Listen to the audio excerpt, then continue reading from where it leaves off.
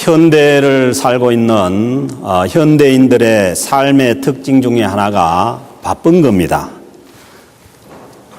요즘 흔히 하는 얘기 중에 백수도 과로사 한다는 말이 있지 않습니까? 뭐가 그렇게 바쁜지 바쁩니다. 그리고 어린 아이들도 다 바쁘다고 말합니다. 바쁜 삶이 꼭 나쁜 삶은 아닙니다. 그러나 우리가 심각하게 생각을 해봐야 될 것이 정말 우리가 무엇 때문에 바쁜지 생각해 볼 필요가 있는 것이죠. 정말 바빠야 할 것 때문에 바쁜지 아니면은 남들이 바쁘니까 나도 바빠야 하는지 정말 내가 뛰어야 하기에 뛰는 것인지 남들이 옆에서 뛰니까 그들에 뒤처지지 않으려고 더 빨리 뛰려고 하고 있는 것이 아닌지 한번 생각해 볼 필요가 있습니다. 이런 바쁜 삶 가운데서 인생의 근본적인 문제를 해결하고자 하는 것이 신앙생활입니다. 신앙생활마저 우리의 신앙생활마저 눈앞에 다가오는 급하고 쫓기는 문제들을 해결하기 위한 것이라면은 우리 신앙생활을 한 번 더 다시 생각해 볼 필요가 있는 것입니다. 신앙생활은 바쁜 문제들 속에서도 인생의 근본적인 문제들을 잊지 않고 돌아보는 것입니다. 이 세상에서 늘 쫓기는 듯한 조급함 때문에 쉬지 못하고 불안해하다가 이 세상을 떠나가 버리기 쉽기에 하나님께서는 안식일을 제정하시고 주일을 우리에게 허락해 주셔서 하나님 안에서 쉼을 누리게 하시는 줄로 믿습니다. 오늘 예배 드시는 여러분들의 얼굴이 몹시 편안해 보입니다. 또 어떤 분은 너무 편해서 또 주무시는 분도 계시고요. 교회 오면은 쉼이 있어야 되고 편안해야 되는 것이죠. 성경은 우리 삶의 다급한 문제 해결보다는 인생의 근본적인 문제에 대한 해결책을 제시하는 책입니다. 왜냐하면 우리 인생의 근본적인 문제가 해결되면은 우리 가운데 벌어지는 다급한 문제들이 더 이상 문제로 보이지 않을 수 있기 때문입니다. 어려운 문제를 푸는 방법은 여러 가지입니다. 다급한 문제부터 푸는 방법이 있고 그러면은 늘 다급합니다. 우리 삶 가운데 다급한 문제들은 쉬도 아침에 눈 뜨면은 다가옵니다. 그렇지만은 더 근본적인 문제를 해결함으로 인해서 여러 가지 다급한 문제를 해결해내는 방법도 있습니다. 성경 말씀은 인생의 가장 근본적인 문제는 죄의 문제이고 죄의 결과로 주어지는 죽음의 문제임을 말씀합니다. 오늘 주신 말씀 44절 말씀에서도 이 구약 성경 전체의 요약이 그렇다는 것이죠. 또 이르시되 내가 너희와 함께 있을 때에 너희에게 말한 바 곧 모세의 율법과 선지자의 글과 모세의 율법이 율법서 아닙니까? 그리고 선지자의 글은 선지서고 시편은 시가서고 구약 성경 전체에서 말씀하신 기록된 모든 것이 이루어져야 하리라. 이 말씀이 어떤 말씀이냐? 이 구약 성경의 율법서, 선지서, 시가서 이 모든 말씀이 예수 그리스도를 증거하고 있습니다. 예수 그리스도께서 오실 것을 말씀하고 있습니다. 45절에서 계속해서 말씀하시죠. 이에 그들의 마음을 열어서 성경을 깨닫게 하시고 성경을 깨닫게 하시는 데는 마음이 문제인 거죠. 마음이 열려야 성경을 깨달을 수가 있습니다. 그래서 주님께서는 언제나 마음을 강조하십니다. 뿌리가 문제라는 것이죠. 열매가 문제가 아니라 뿌리가 문제인 거죠. 마음이 청결한 자가 하나님을 볼 것이요 심령이 가난한 자가 천국이 저희 것임이라고 말씀하지 않습니까? 그래서 마음을 열어서 성경을 깨닫게 되는 것입니다. 성경 말씀을 하나님의 계시된 말씀이라고 하는 이유는 하나님께서 우리의 마음을 열어줄 때라야, 이 계시가 리빌이잖아요. 리빌. 열어줄 때라야, 하나님께서 우리의 마음을 열어줄 때라야 이 계시의 말씀을 바로 알 수가 있기 때문입니다. 그래서 구약 성경에서 계시된 말씀은 46절 47절에 있는 말씀대로 또 이르시되 이같이 그리스도가 고난을 받고 제3일에 죽은 자 가운데서 살아날 것과 예수 그리스도의 십자가의 그 죽음과 그 무덤에서 3일 만에 살아날 것과 또 하나는 그 이름으로, 그의 이름으로 죄사함을 받게 하는 회개가 예루살렘에서 시작하여 모든 족속에게 전파될 것이 기록되었으되. 그러니까 요점이 세 개죠. 예수 그리스도의 십자가와 예수 그리스도의 부활과 또 하나는 그 십자가와 부활이 모든 족속에게 전파될 것. 이것이 뭐냐 하면은 구약에서 계시된 하나님 말씀의 주요 내용이라는 것이죠. 구약 성경의 주요 내용은 예수님께서 메시아로 이 땅에 오셔서 십자가에 죽으셨다가 부활하실 것과 예수님의 십자가와 부활을 믿는 자들이 죄 사함을 받게 되고 그 복음이 모든 족속들에게 전파된다는 이것입니다. 예수 그리스도의 십자가의 죽음과 예수 그리스도의 부활이 우리의 죄를 사하시고 우리에게 영원한 생명을 허락하신다는 것을 증거해 주는 것이 구약 성경이라는 것이죠. 그래서 예수 그리스도께서 오셔서 하신 그 사역도 하나님의 말씀의 증거를 받는 것입니다.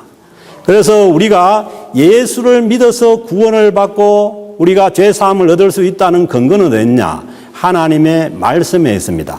그 하나님의 말씀이 믿어지지 않으면은 2000년 전에 있었던 그 사건과 지금의 우리와는 아무런 관계가 없는 것이죠.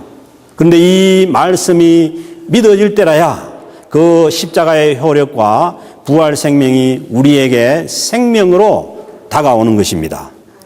우리의 삶이 아무리 바쁘고 힘들다 해도 바쁜 것 때문에 정말 중요한 것을 놓치면 안 됩니다. 급한 문제와 중요한 문제는 다릅니다. 우리 눈앞에 펼쳐지는 먹고 사는 문제, 질병의 문제, 자녀의 문제 등 어렵고 힘든 문제들이 항상 우리의 이 세상을 사는 동안에는 계속해서 우리 눈앞에 펼쳐져 있지만은 그러나 우리 인생에서 정말 중요한 것은 예수 그리스도를 믿고 죄 사함을 얻고 주님의 부활을 믿고 영원한 생명을 확신하는 것입니다. 우리가 항상 급한 문제에만 매달리다 보면은 정말 중요한 문제를 놓쳐버릴 수가 있습니다. 우리가 돈이 없고 가난하다고 해서 금방 우리가 어떻게 되는 것이 아닙니다. 병이 들었다고 해서 금방 죽는 것이 아닙니다. 사람이 살아가는 데 있어서는 질병이라는 것은 언제나 있습니다. 병이 들어도 우리가 죽지 않는다는 확신만 있으면은 그 질병도 큰 일이 아닙니다. 이 세상에 살고 있는 사람은 한 사람도 예외 없이 다 죽게 되어 있습니다. 그러므로 중요한 것은 죽음의 문제가 아니라 정말 우리가 하나님 앞에서 예수 그리스도를 믿고 죄 사함을 받았냐의 문제인 것이죠. 오늘 주신 말씀은 예수 그리스도의 이름으로 죄 사함을 받고 회개할 수 있다고 분명히 말씀합니다. 이것이 복음입니다. 로마서 10장 13절에서 말씀합니다. 누구든지 주의 이름을 부르는 자는 구원을 받으리라. 누구든지 예외 없이 주의 이름을 부르는 자는 구원을 받습니다. 예수 그리스도를 믿고 회개하면은 누구든지 죄 사함을 받고 구원을 얻는다는 말씀입니다. 요즘 한국 교회가 너무 흐리다 보니까 그렇습니다. 마치 구원이 뭘 잘 행하고 아니면은 똑바로 하고 그렇게 해서 주어진다는 그런 잘못된 그런 인식이 많습니다. 그렇지 않습니다. 구원은 예수 그리스도의 이름을 바로 믿는 자들에게 주어지는 것입니다. 사도 베드로는 사도행전 2장 38절에서 말씀합니다. 너희가 회개하여 각각 예수 그리스도의 이름으로 세례를 받고 죄 사함을 받으라고 말씀합니다. 우리가 회개해서 우리의 삶의 방향을 하나님께로 돌아가서 예수 그리스도의 이름으로 세례를 받고 죄 사함을 얻으면은 우리는 구원을 얻게 되는 것입니다.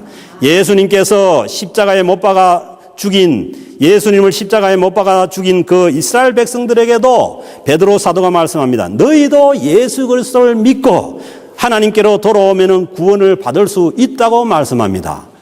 하물며 예수 그리스도를 십자가에 못 박아 죽인 자들도 예수님을 믿고 돌아오면 구원이 있는데, 누구든지 예수 그리스도를 믿고 회개하고 주님께로 돌아가면은 구원을 얻을 수가 있는 것입니다.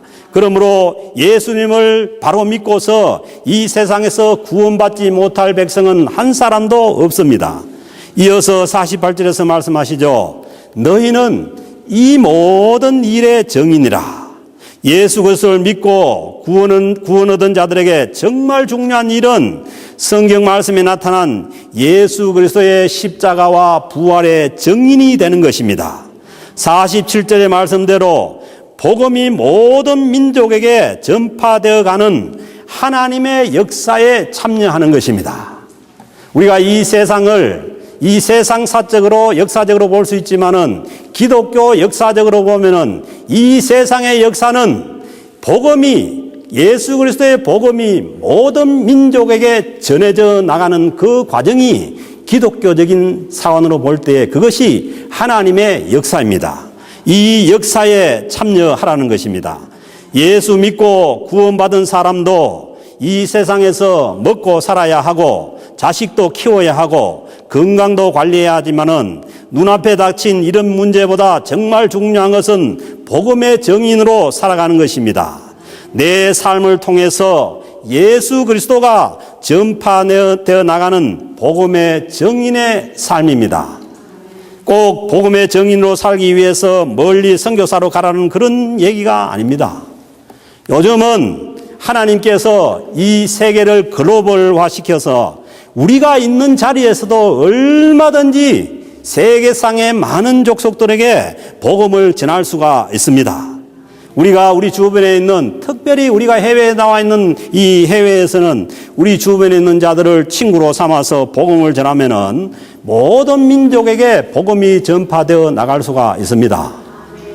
송찬이가 친구 말라를에게 계속해서 친구로 하고 복음을 전하듯이 우리 주변에 있는 어떤 사람인지 복음을 전하면은 우리는 이 자리에서 선교의 사명을 감당할 수가 있습니다. 그래서 저는 외국 사람을 만나면은 제일 많이 하는 얘기 묻는 게 이게 뭐 바른 영어인지 모르겠는데 Where are you from? Where is your home country? Where your 이것도 이제 잘 안 되면은 Where 이게 맞네. Where your ancestors from? 이래가지고 이 사람이 도대체 어느 족속인가 어느 민족인가 알아서 제일 그래도 정말 그 얼굴색이 좀 다르고 참 아프리카나 어디 참 작은 나라에서 온 그런 사람 발견하면은 친구가 되어서 복음을 전하면은 그 사람들 얼마나 좋아하는지 몰라요. 우리가 멀리까지 안 가도 우리는 얼마든지 이 땅에서 선교의 사명을 감당할 수가 있습니다. 한국에서 이 원주민들에게 복음을 전하려면 캐나다까지 비행기 타고 와야 됩니다. 우리는 그냥 차 타고 1시간 내로 나가면은 그들에게 복음을 전할 수 있는 선교지가 널려 있습니다. 그래서 한 번은 우리 집에 온 누가 찾아왔는데 Where are you from? 하니까 자기가 저기 흑해 옆에 있는 아제르바이잔에서 왔다 가더라고. 그리고 왜 왔냐고 하니까 자기가 그 보일러 교체 해주는 것 때문에 왔다 하더라고. 그래서 얼마나 반갑더니 들어오라 해가지고 얘기를 해보니까 이 사람도 거기에서 예수님을 믿었더라고요. 그래서 좋아가지고 우리 보일러를 그냥 교체를 해버렸죠. 해버렸는데 나중에 리베이트를 안 주는 거예요, 이 사람이. 리베이트가 안 들어오는 거예요. 그래서 그러면은 그런 사람들은 얼마나 마음문을 열고 복음을 받아들인지 몰라요. 사랑하는 성도 여러분, 우리는 이 자리가 선교의 현장입니다. 내가 살고 있는 그 자리가 바로 우리가 복음을 전하라고 보낸 선교의 자리입니다. 우리가 주님의 시각으로 기독교 역사적인 시각에서 보면은 우리가 이 자리에 와서 앉아 있는 것이 우연이 아니고 우리가 일하는 일터 그 자리가 우연한 자리가 아닙니다. 거기에서 많은 족속을 만나서 복음을 전할 수가 있는 것이죠. 우리 모두는 언제나 많은 문제들과 더불어 살아가고 있습니다. 아침에 눈을 뜨는 순간부터 여러 가지 문제들이 우리 눈앞에 놓여 있는 상태로 하루를 시작하게 됩니다. 그러나 하나님 앞에서 살면은 우리가 시급하게 생각하고 있는 이 현실의 문제들은 그저 우리 삶의 일부일 뿐입니다. 이 문제들 때문에 하나님을 더 의지하게 되고 더 하나님께 나아가게 되는 것이죠. 하나님 앞에서 우리에게 닥친 이 현실적인 문제들을 우리가 그대로 인정을 하면서 더 근본적인 질문은 나는 예수 그리스도를 믿고 회개하고 죄사함을 받았느냐? 그리고 복음의 증인으로 지금 살고 있느냐?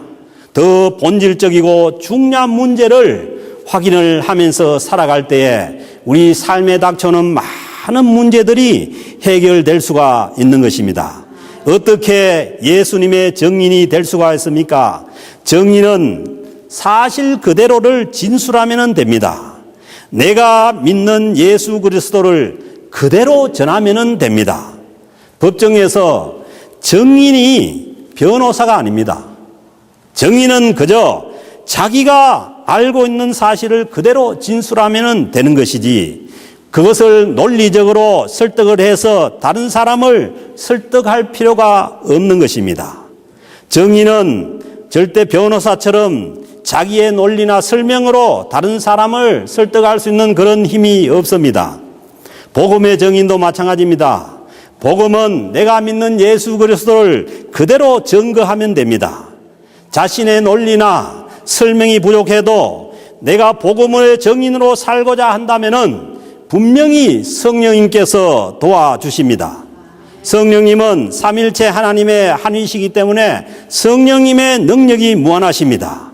그래서 복음이 전거되는 곳에는 성령님께서 함께 하신다고 말씀하지 않습니까?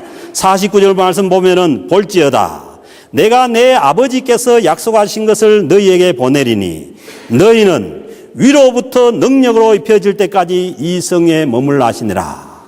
위로부터 주어지는 성령의 능력을 힘입어서 우리는 복음을 증거할 수가 있습니다.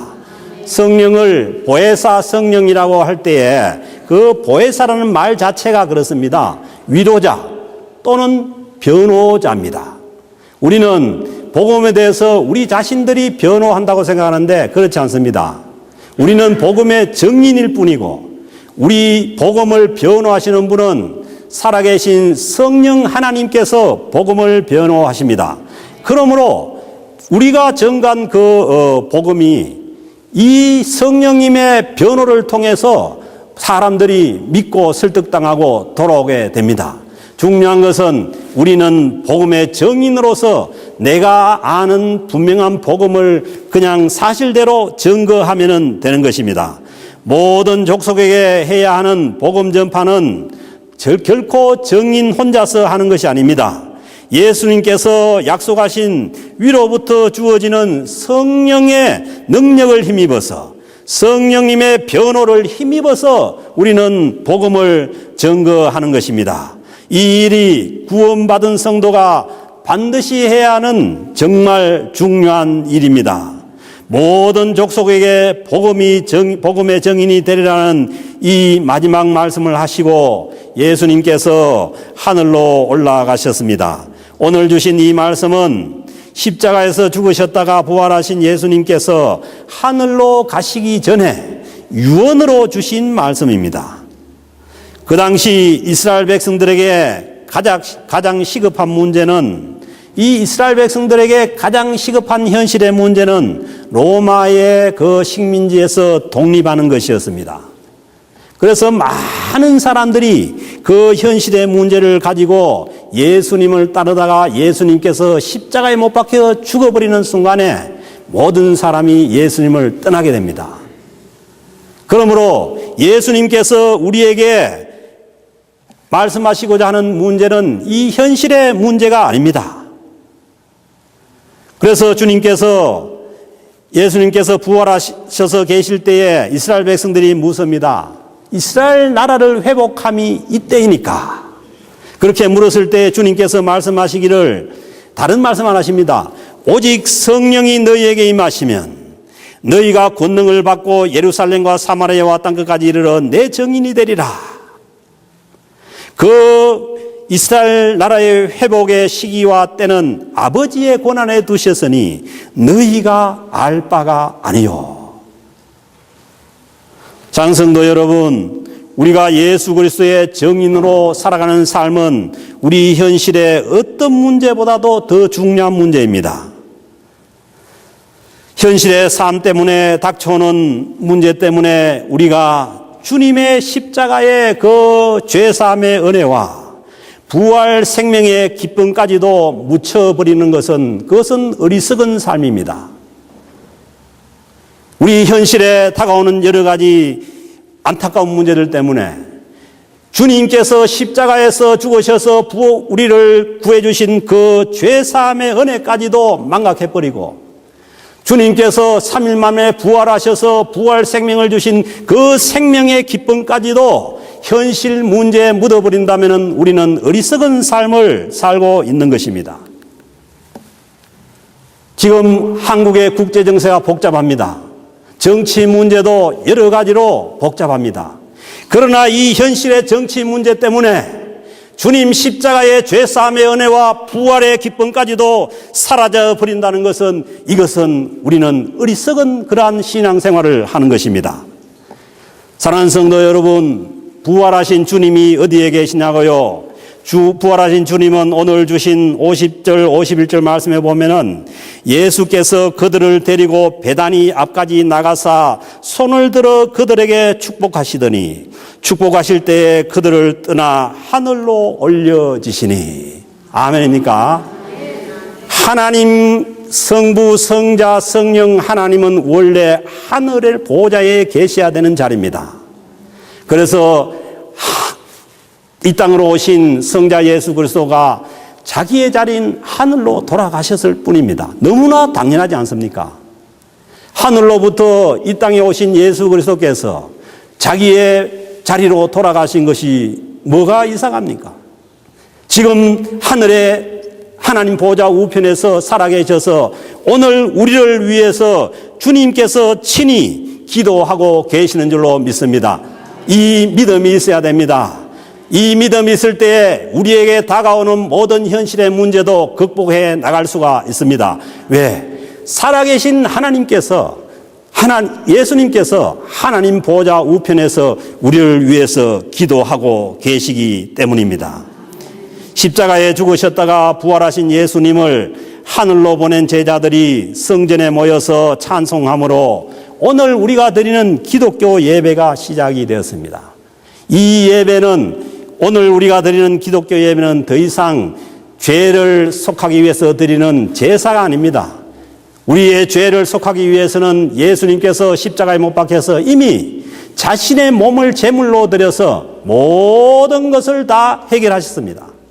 오늘 주시는 말씀에 보면은 예수님께서 십자가에 죽으셨다가 3일 만에 부활하셔서 하늘로 가시고 난 다음에 하늘로 가신 것을 본 그 제자들이 52절 보면 큰 기쁨으로 예루살렘에 돌아가 늘 성전에서 하나님을 찬송하니라. 이것이 뭐냐 하면은 주님 부활 후에 기독교의 예배의 시작입니다. 사랑하는 성도 여러분, 그렇지 않습니까? 오늘 우리가 이 자리에 나와서 앉아 있는 것도 이 오후 2시에 얼마나 황금 시간입니까? 가장 하루의 이 중간 시간대에 나와서 우리가 이 자리에 나와서 하나님을 찬양할 수 있다는 것, 이거 기적 아닙니까? 네. 오늘 아침에도 보니까 누가 이 2시에 오면서 큰 냄비에다가 죽을 끓인지 뭔지 모르겠는데 들고 오시면서 그 얼굴을 보니까 너무 은혜스러웠어요. 왜 이럽니까, 우리가? 오늘 이 예루살렘에서 주님의 부활 성천을 본 그 예루살렘 교인들이 큰 기쁨으로 예루살렘에 들어가 늘 성전에서 하나님을 찬송했다고 말씀하지 않습니까? 보세요. 이때에 주님의 부활을 경험하고 주님의 십자가 부활을 경험하고 하늘을 가신 예수 그리스도의 성천을 본 이 사람들이야말로 모든 것을 세상에서 다 잃어버린 사람들입니다. 자기의 직업도 잃어버렸죠. 그리고 부모를 떠났죠. 그리고 처절한 그 십자가 앞에서의 절망도 경험을 했고, 오직 이 주님의 제자들이 가진 것은 예수 그리스도의 그 죄사함, 십자가에서의 죄사함의 은혜와 부활의 생명을 가진 것입니다. 이 십자가의 은혜와 부활 생명으로 인해서 모든 것을 잃어버려도 큰 기쁨을 가지고 늘 성전에서 하나님을 찬송하는 이런 역사가 일어난 것입니다. 사랑하는 성도 여러분, 오늘 우리가 이렇게 2시에 나와서 드린 이 예배는 보통 예배가 아닙니다. 하나님께서 살아계신 예수 그리스도께서 부활 승천하셔서 하나님 보좌 우편에서 우리의 예배를 받으십니다.